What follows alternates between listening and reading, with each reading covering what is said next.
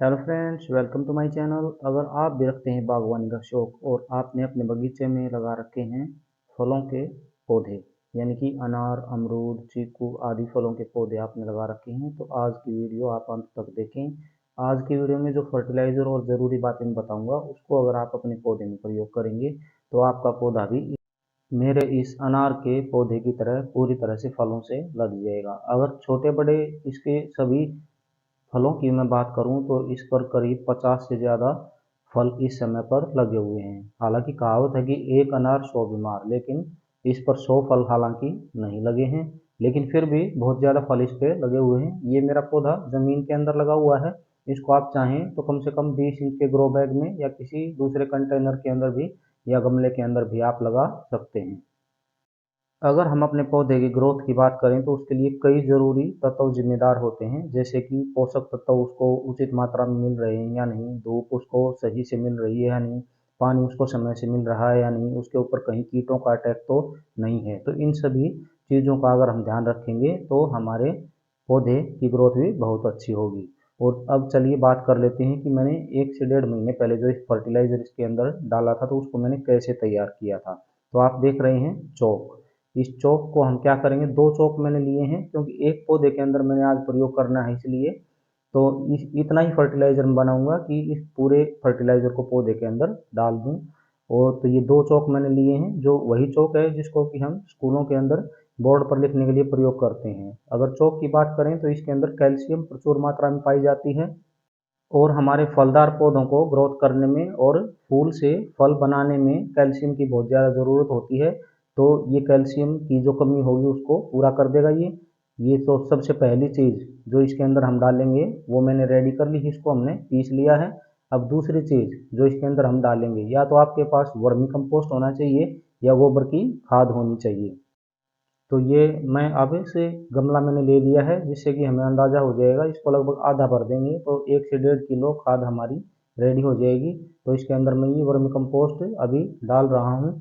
Vermi compost आप देखेंगे कि पूरी तरह से रेडी है, क्योंकि जो गोबर की खाद है उसको ही मैंने वर्मी कंपोस्ट में बदला हुआ है। जो गोबर की खाद थी उसके अंदर मैंने केंचुए छोड़ दिए थे, तो उसको लगभग 1 महीने तक फिर मैंने छोड़ दिया। उसके बाद हमने देखा कि पूरी तरह से जो थोड़ी बहुत जो रह गई थी, जो पूरी तरह से नहीं पकी हुई खाद थी, वो भी हमारी वर्मी कंपोस्ट पूरी तरह से रेडी हो गई इस प्रकार से। तो ये वर्मी कंपोस्ट मैंने लगभग 1 से 1.5 किलो इसके अंदर ले ली है।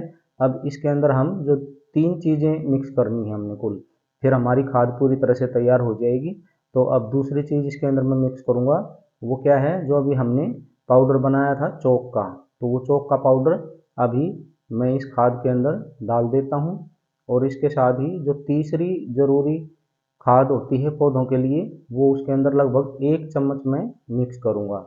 तो तीसरी जो ज़रूरी चीज़ है वो है हमारी एप्सम सॉल्ट। एप्सम सॉल्ट क्या करता है, हमारे पौधे की जड़ों को मजबूत करता है और इसके पत्तियों को भी मजबूती देता है, जिससे कि हमारे पौधा प्रकाश संश्लेषण क्रिया को, यानी कि भोजन बनाने की प्रक्रिया को तेजी से कर पाता है।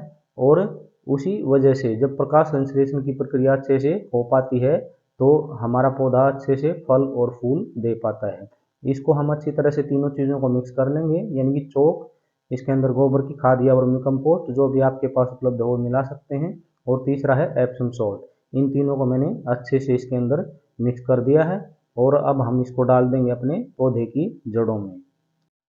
जड़ों में डालने से पहले हम क्या करेंगे, अपना किसी खुरपे या कोई भी नुकीला औजार जो हमारे पास उपलब्ध हो उससे हम अपने पौधे की जड़ों को अच्छी तरह से पहले खोद लेंगे, उसके बाद ही हम इसके अंदर डालेंगे। तो अभी चलते हैं, ये अपने पौधे के पास हम आ गए हैं।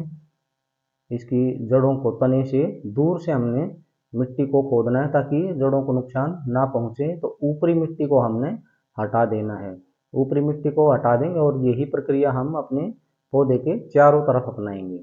तो जो भी हमने खाद तैयार की थी उसको एक एक करके मुट्ठी भर भर के इसके अंदर मैं डाल दूंगा। इस तरह से हम चारों तरफ से इसको एक गोल चक्कर बनाते हुए, अगर गमले के अंदर हमारा पौधा लगा हुआ है तो तने से थोड़ा दूर, लगभग 1 से 1.5 इंच दूर जो मिट्टी है उसको खोद देंगे। और उसके बाद क्या करेंगे, हम जो खाद डाली है उसके ऊपर जो हमने मिट्टी हटाई थी उसको फिर से ढक देंगे और इसके बाद हम डाल देंगे अपने पौधे के अंदर पानी। तो इस प्रकार से अगर आप भी अपने पौधे के अंदर ये खाद डालेंगे तो देखेंगे कि 1 से 1.5 महीने के अंदर ही आपका पौधा भी बहुत अच्छी ग्रोथ करेगा। और उसके ऊपर अगर फल नहीं आ रहे हैं तो आप देखेंगे कि आपके पौधे के ऊपर फूल आने लग जाएंगे और कुछ ही दिनों में वो फूल गिरने की बजाय उसका फल बनना शुरू हो जाएगा। ये जो रिजल्ट आप देख रहे हैं ये लगभग 30 से 35 दिन के बाद मेरे पौधे के ऊपर ये परिणाम मुझे देखने को मिला था। और उसके बाद बहुत ज़्यादा मैं इसकी देखभाल नहीं कर पाया, तो आप देख रहे होंगे कि जड़ों में भी घास फूस थोड़ा सा उग गया था। इसके साथ ही आप नीचे एक बोतल देख रहे होंगे, इस बोतल के अंदर लगभग 2 लीटर की वो बोतल है, उसके अंदर मैं पानी भर के और छोड़ देता हूँ, ताकि दिन के अंदर उसको आगे से थोड़ा सा लूज कर देते हैं ढक्कन को, तो धीरे धीरे धीरे धीरे पानी उसके अंदर जाता रहता है और पौधे की जड़ों के अंदर नमी रहती है, सिर्फ बहुत ज़्यादा पानी उसके अंदर खड़ा नहीं होता। तो इसलिए पौधे की जड़ों के अंदर हमें सिर्फ नमी को बनाए रखना है, ना कि उसके अंदर बहुत ज़्यादा पानी भरना है। इसके साथ ही पौधे के पत्तों की जांच हमें समय समय पर करती रहनी चाहिए। अगर उसके ऊपर कीट वगैरह का अटैक है तो हमें कीटनाशक का प्रयोग कर लेना चाहिए, जिसको भी हम ऑर्गेनिक तरीके से बना सकते हैं और अपने पौधों की सुरक्षा कीड़ों से कर सकते हैं। तो आज की वीडियो में इतना ही। अगर आपको वीडियो ज़रा भी पसंद आई है तो एक लाइक, कमेंट और शेयर कर दें, और सब्सक्राइब नहीं किया तो चैनल